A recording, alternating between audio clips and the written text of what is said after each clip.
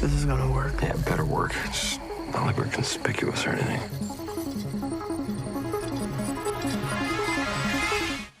Oh my gosh, he looks so much older. It's been more than 3 years since the previous season of Stranger Things, and the final showdown between the Hawkins crew and the Upside Down begins today. Fans around the world, including many in our city, are eager for the release of the highly anticipated 5th and final season.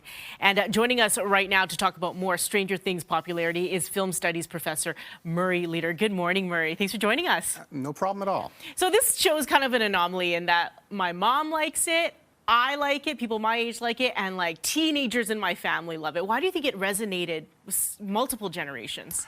Yeah, I mean, I guess my instinct is to say like good fundamentals, solid storytelling, good casting, you know, and casting appealing young actors, and also people like Winona Ryder, who, you know, we know from other things from back in the day, who carry a certain amount of prestige with them. Oh, for sure. And I think that that sort of stamp of quality is maybe one of the things that really carries over. And but I've seen even younger children than that. You know, I've seen even like single digits children wearing Stranger Things apparel and such. Oh my goodness. So definitely a 4-quadrant. Yeah. hit, How did the show capitalize on the nostalgia of the 80s?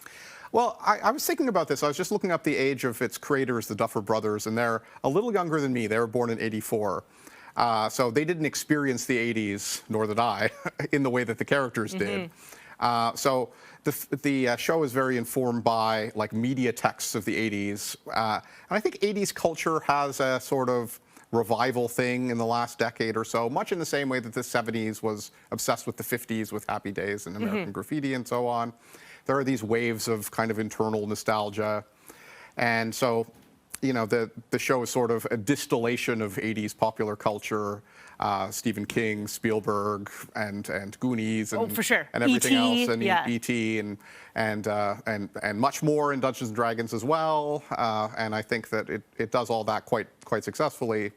But I always kind of wonder, like, is the 80s thing just aesthetic? It seems like the film kind of takes place in this closed, generic world. Does it say anything about the 80s as such, or is it merely about that nostalgic sort of looking back on that period, even from those who weren't there? For sure. You mentioned Dungeons and Dragons. You're a D&D expert yourself. How do you feel about how they use that in the show? Well, it's nice, you know, that in my time in the 90s, Dungeons & Dragons wasn't so demonized at that point, but was sort of a niche hobby. It's sort of interesting to see it get this revival, because I can see another world in which it's sort of just tapered off indefinitely, right? Instead, it's received a kind of boom in the last, 10, 15 years. And the company, I think, has they put out Stranger Things tie-ins and such. Like, they've been on the train of trying to boost their brand. Yeah, they have to. What do you think the legacy of Stranger Things will be? It's always hard to talk about legacy, and a certain amount of that depends on whether it sticks the landing, or if this will be a kind of case like Game of Thrones, of the initial reaction being mass disappointment, which seems to kind of wipe it off the cultural map for a time anyway. Yeah. But its legacy already exists in that we had things like It and the revival of Firestarter.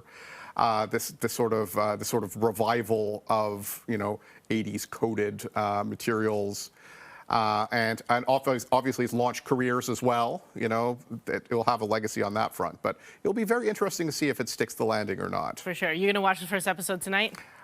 We'll see. Maybe. Sometime soon in the next few days. Yes. Yeah. Murray, thank you so much for joining us this morning. Thank you. Appreciate your insight. Stranger Things Season 5 begins streaming tonight on Netflix.